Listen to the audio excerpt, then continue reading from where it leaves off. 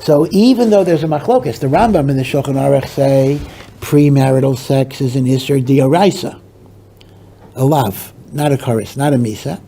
And other Rishonim say as long as she's not a prostitute and you have a stable relationship, she could be called a pilegesh, a concubine, and Rav Yaakov Emden brings a concubine is mutter.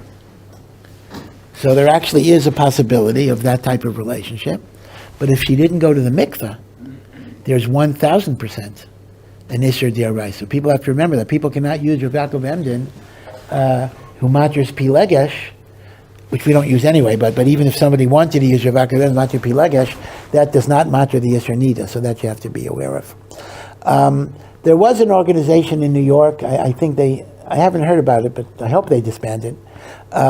This was written up when I lived in Maryland. This was written up in the Washington Post, even though it was a New York organization. It was an awful Chilul Hashem. The organization was called Shalom Bayis. And what was the organization? The organization involved religious women who could not find their shidduchim, so they kind of signed up to be concubines or mistresses with other religious men. And this was said to promote Shalom Bayis in a number of bizarre ways, because by basically saying that, whatever, I don't want to get, this was in the 1980s. I don't want to get too explicit, but the basic idea was that men were saying their wives were getting older, they were overweight and less attractive, and this gave them a sexual outlet outside of marriage, and this allowed them to be happy with their wives, etc.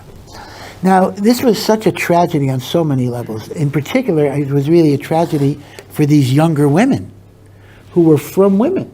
They were religious women, and they were so hopeless that they would ever find a shidduch, that they said, all right, at least I'll get this. I'm getting something.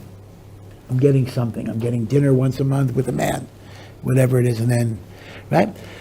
So this really expressed the utter hopelessness of a shidduch crisis that existed and to some degree still exists. So there were somech on Rav Yaakov Emden, who matered pilegesh to a non-melech, and the women went to the mikveh. The women went to the mikveh as single women to take off the Yisur Nida.